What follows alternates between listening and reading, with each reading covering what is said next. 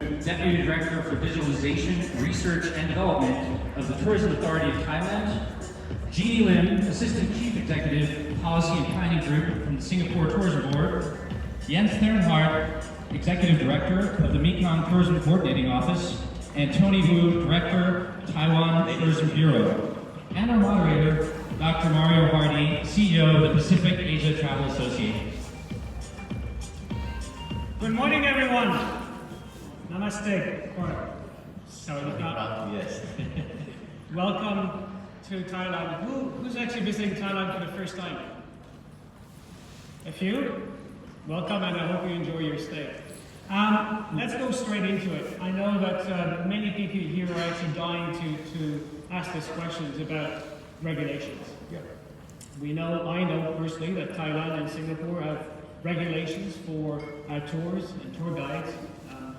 How about Taiwan? Do you have regulations as well? Yeah, Yes. And does the Mekong countries, most of them also have regulations, I believe? the countries do. As the Mekong Tourism Coordinating Office, we work with the countries, with the ministries. So my question to you is, do you think that the regulations we have today are up to date with the current industry? We're talking about experiences, we've just talked about food days and food tours, and should it be changed? I ask maybe for What we've actually done is we did quite a sweeping review recently, and last year we actually took some steps towards deregulation actually, in order to really try and cater to this disruptive economy and allow more experiences and businesses to flourish. So even though we play a regulatory role, I think we really want to be pro-business. So for example, some of the deregulation that we did last year, for example, was we kind of introduced a new scheme for travel, for tours, for example. So as long as they don't have a passenger carrying conveyance, if it's just a walking tour, cycling tours, or kayaking tours, the tour operators don't need a travel agent license. And what we found is that it enabled a lot more immersive, engaging experiences to really come about. And it's also enabled tourist guides, for example, in Singapore, to then enter into the business of organizing some of these unique experiences to show off the destination. So we've actually reviewed and taken some steps towards deregulation, and those are just some of the examples that we've done. Let's do a live poll in the audience. Who actually here thinks that actually touring activities and experiences should be regulated? Raise your hand if you think they should be regulated. Only a few, maybe a dozen. Yeah, for Thailand, I think the regulation is still there, but we create more option to the customer or to the tourists. We did training the local people, the local communities. We call them the good hosts. The good host is not exactly registered as a tour guide, but they got a very good knowledge of their communities, of their products, of their food, or everything in their local. We call them the good hosts. And then the tourists can choose whether they license tour guide, which actually very expert in terms of communication skill and everything. But the local people, the good hosts, they might not have a professional skill in terms of communication. They've got very good knowledge. So the tourists can choose either licensed tour guide or the good host, which can give them a very good story, good history of their community as well. So now we got two choices to the tourists. In Taiwan, do you have a program to actually support tour guides, like training facilities or training programs for people who want to enter the market? Actually, tour guides are most important for my opinion. Tour guides most important because they can accompany with the tourist whole day, maybe 1 week. It's very, very important. We have very good advertising, but in the end, tour guide is the most important. But for me, I had the experience. Taiwan, we had a small town named Tianzhong, quite small, not so many population, around 300,000 something. And they had a very interesting marathon in Tianzhong. Nowadays, very difficult to register, to join, because too many too many tourists come from all the world to Tianzhong, because in the entire marathon, local people they stand all the way to cheer up you, and the tour guide to introduce the Tianzhong small town, local history, local very delicious cuisine. So many tourists come to Taiwan. They had a very strong image. Town people very hospitality. In so small tiny town, the local people, local residents, they cheer up you. Cheer up you. And tour guide can tell the tourist, Taiwan. This is Taiwan, all in one. We mobilize everything. Not only tour guide cannot do, but the whole town we can do. Yeah. It's my experience now. Thank you.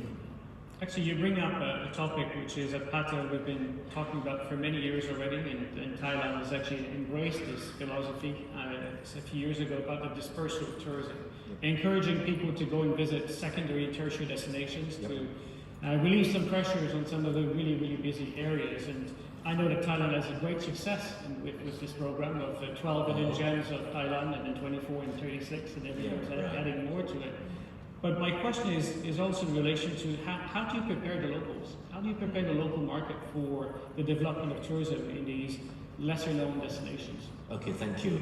The lesser known destination, or we might call emerging destination, is not only happening in the small city, but also in the big city as well. There are some part of the major city, they have got very less numbers of the tourists. For instance, in Thailand, ladies and gentlemen, we've got 77 provinces around the nation. Out of 22, there are the major cities, 22 provinces around Thailand, and 55, they are the lesser known, we call emerging destination. And we look at the equality of the benefit of the tourist revenue. 22 cities, 22 provinces, they share over 85% of the revenue from the whole country. So that means they left only less than 20% to the 55 provinces around Thailand. So that is the idea why we came up of the idea of, in terms of equality of the benefit. What we do, we did training, yes of course, we did training. We work hand in hand with PADA as well sometimes, and also some other destination like Macau and some other organization. We train the local people. We not train them how to host the customer, but we train them to know, to understand what the customer wants. You know why? Because at the very beginning, the development of the local area, they let's say demolish everything. They build up the new toilet, build up the new house, new home in the modern style of the bedroom.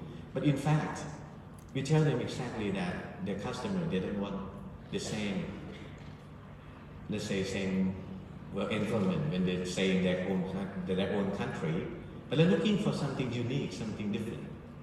So we keeping that characteristic. Don't need to change anything, just knowing them on what their customer wants. That's one thing that we very focusing on the training to local people to understand the tourists want. Do you work with the local tour operators also? Yes. To promote these destinations? Yes, the local, we call them local DMC. We are destination marketing organization, but we work very close with the local DMC, destination management company. Not only the local people, not only the local authority, but also the local DMC. We also work with the headquarters, head office, big tour, grand operator, of course, but we work very close training them, the local DMC as well.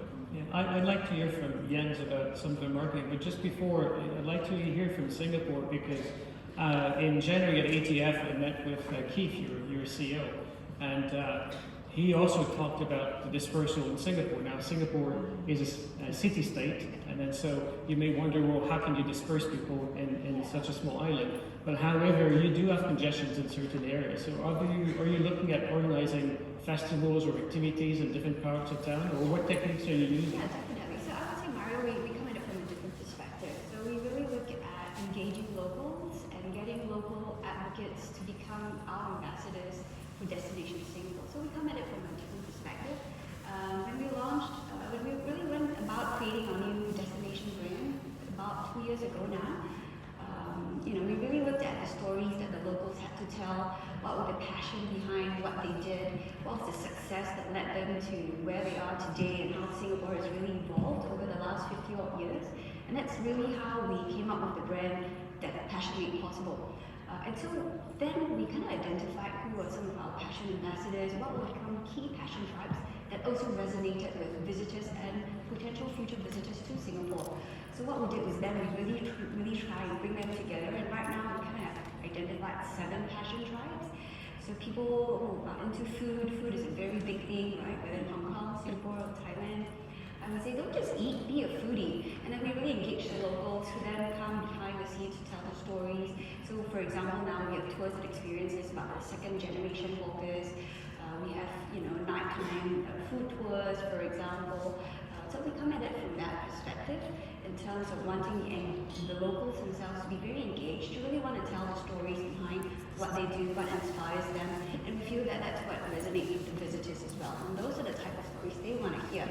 And so in that sense, some dispersal, as you call it, would take place because it's not always in the city centre.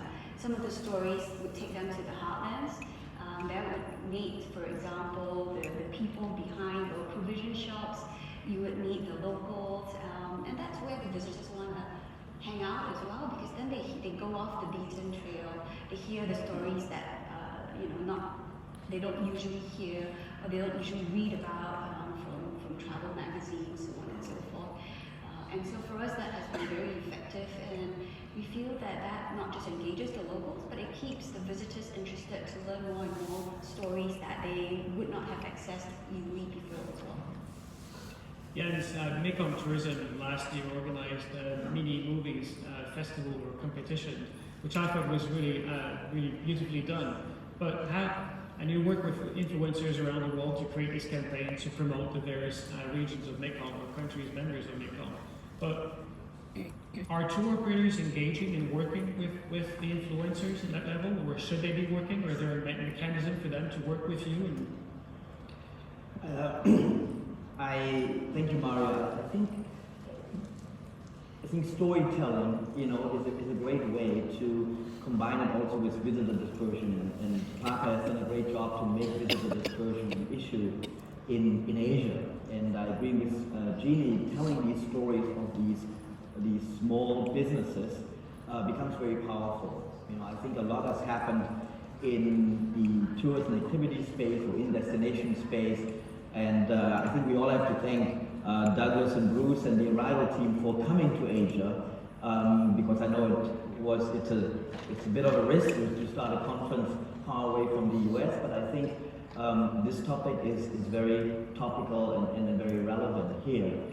Obviously, we have players like Klook and Get Your Guide and Airbnb Experiences and TripAdvisor, but you also have other ones, as you know, like Trip.me and Take Me Tour in Thailand, that make it now possible for tourists and travelers to experience places that were not even on the radar before, And coming back to the Mekong Mini Movie Festival campaign and our social commerce application, Mekong Moments, all we want to do is tell these stories of these social enterprises, of these new destinations that may not be on the radar today, but then through this visual content comes alive.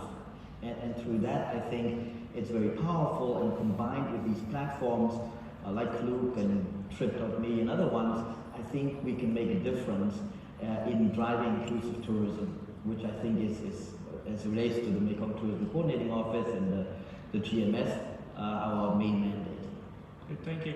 There's one or two other topics I'd really like to address, but also conscious of time, we have about 10 minutes left, and I'm sure that many of you have got questions you would like to ask. It's rare, of course, to have a representative from the NTO here on stage, so if you have any questions, please raise your hand. There you go. One here in front. If someone can bring a mic, thank you very much. While we bring the mic, something that also we're very passionate about at PATA is the sustainability and responsible travel. And it's something we hear more and more, not only at conferences, but at discussions with NTOs and as well as the private sectors. Are there any initiative you can actually share in your respective destinations that actually relates to how you work with tour operators and experience organizers to promote sustainability and being more responsible? Okay, I can start. Well, for sustainability, I think it's critical, right? You can't ignore it. It's not just a passing fad. And especially for a small destination like Singapore, for us to be sustainable many generations and years out, we have to take it very seriously. So we've done it from a few different angles. From the tours, I would say one key part of it is then telling the Singapore sustainable story. So for example, water. We do have tours around and experiences around the Singapore water story. How do we, sort of diversify our sources of water so that we no longer become dependent on necessarily importing water, for example. And then on the rest of the industry, we work with them through different programs. So for example, venues, the MICE organizers, what we've done over the years is to come up with our own sustainability guidelines. And then we've worked with our industry associations, SACIOs, to then run an accreditation program that can accredit an organization, be they an event organizer, a MICE venue, a hotel, or even a technology company, as long as they kind of embody and they kind of implement some of these sustainable practices, they can get the accreditation that we believe would be a useful asset in terms of promoting their business as well. Thank you. Yes. So hello, my name is Maxim. I'm representative of iConnection company. I live in Phuket 11 years already, and I have not comfortable question about the tour guide. In Thailand or in other countries, same in Russian as well. The foreign people cannot work the guide. In Russian market is 1,500,000 tourists for 1 year. Yep. The old guide, the Russian, they work on legal. The Chinese market is more than Russian market. Korean, Indonesian, the local people cannot speak Russian language, Chinese language, not enough. And my question for the government, we have to find some regulation to foreign people can work legal in Thailand or in other countries. I can share with you my experience. Before I worked 5 years in Turkey, and they make, the student can come to Turkey for 6 months and work together with local people. And after 5 years, and now the local people working in market, and they can share experience what the customer needed. Sometimes the local company invite me to teach the local people to be guide, but it's not enough. They want to know the more story, and problem with the language. And I think we need to find now some. You're right. Okay, you're right. Exactly, that is the situation happening in Thailand and somewhere else in the world as well, as you just mentioned. Let me just explain a little bit about the Thailand tourism industry. We are the tourism authority of Thailand. We are the same enterprise under the Ministry of Tourism and Sport. We look after for the demand side. We do the PR marketing. But of course, our, let's say, another department called the tourism department, and directly report to the Ministry of Tourism and Sport. They are the government officer. They look after for all the response for all the supply side, like license, register, rules, regulation, everything. But we work very close together. And that situation happened in Thailand. We agree. We try to solve that problem, but if we look at the laws, it's protecting by laws decades ago, I think more than 5 decades or 6 decades ago, written. And then they're protecting some profession, some job, some occupation, let's say occupation, for Thai people only. 1 out of 20 jobs in Thailand is tour guide. And the rest are hairdresser, hair cutting, taxi driver, bus driver, that you never seen some other nationality working in Thailand. We do agree that we should review that laws, but it's not belong to one ministry or one organization. They belong to the cabinet, belong to the cabinet to approve and consider. But at this stage, what we try to solve the problem, of course, we did try really hard to training the tour guide in specific languages like Russia, China, or some other languages, but it's still not enough. We're trying to use the technology, mobile application, to do the translation, to be an application tour guide. And we thank you for that question, very good question, and we're going to report to our ministry in terms of the tour guide, lack of tour guide in Thailand. Thank you. We have time for one or two other questions. I see Douglas holding the mic. I think you may have a question. If you don't mind, I'd just like to jump in with one question. I think initially, for Jeannie, but I'd be interested to hear from all of the participants. So, the passion program for tours is quite interesting, and you're choosing certain operators, but there are many more operators in Singapore than the ones that you've chosen. A national tourist office, an organization like an EDMO, you're in an interesting spot. You have to be impartial, right, and support the entirety of the industry, but you're also making choices, and I think this also gets into a bigger question too for the big issue for DMOs that many debate around the world, which is, do DMOs enable transactions? Millions of people come to your websites and are looking to find things and to buy things. So how do you balance or think about, and also for operators here, boy, I would like to be promoted. How do I do that? Well, you raised many good points, Douglas, and I think it really stems from then what is the role of government in travel and tourism?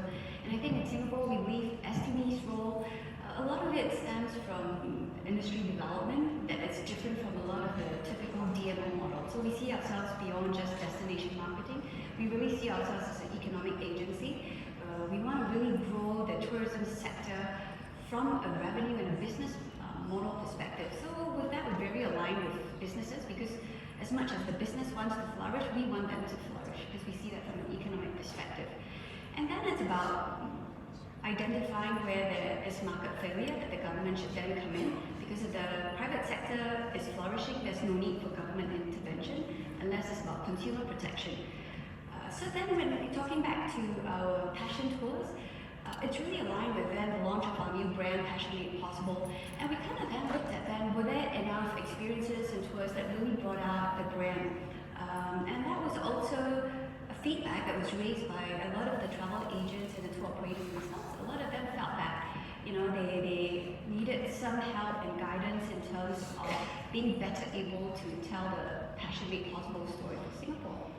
So we've actually, on the industry development, capability building side, we actually tied up with certain vendors to run a professional development course around Passion Made Possible, around the storytelling. How do you better tell stories? How do you then look for the passion stories to then incorporate in your tourism products? And then when we decided to run a tour design challenge, we launched the first edition last year, and we're just in the process of doing the second edition this year. And we took people through a 3-stage process. So we really refer to it as the learn, we pitch, and then we pilot before they launch. And we kind of come in through every step of the way. Then we open it up to all, right? So at the beginning phase, it's really about learning. We try and be that facilitator. We do that collaborative role in terms of linking up tourist guides, tour operators. It could be platforms, technology companies, with small businesses, with attractions. We kind of learn about each other and to see where they see there's potential tie-up to tell stories. So for example, just recently we focused on an area where we saw an opportunity, which is the Muslim travel segment. And we kind of brought together people who would be in that space to see what were the stories that they had to tell and who were the people that could best put the stories together for them. And so we're going to move on to the next phase where we call the pitching phase. And then we'll get the guides or the tour operators to come and then pitch to us what are the tours that they have designed around this space, this opportunity. And then of course we have a panel of judges. They're not just from us, but we also involve external judges to really then award the best ideas that come out of that pitch. And then we would then put funding towards those that won the challenge to then pilot their tours, and hopefully it takes off and they can then go to market and scale up from there. So we have to make choices because we only have limited resources, but that doesn't mean that anyone else with good ideas cannot come in. So it's just for this tour design challenge, and today we have over 30 odd passion tours, as we call it, that help to tell the Passion Made Possible story, catering to the various passion tracks that Maria mentioned. And I think, I do believe they've been very successful, and we will continue to identify new opportunities where we can have new experiences and bring in new players as well as established players to come together to see what are the new ideas and products that they can bring to market as well. Thank you. We're running out of time, but if I can ask each one of you in 10-15 seconds. There are many businesses here that are actually looking at Asia as their future market. They're not yet operating or planning to come here. What is your recommendations in a few seconds for them? I think nowadays NTO become to a service industry. We will do our best to assist for you. Travel operator, we open the gate. For example, Russia now is the free visa to Taiwan. So welcome to Taiwan. And anything about Taiwan, please come to me, to my office. Yes. Thank you. I guess I maybe just comment quickly on Douglas's question in 10 seconds.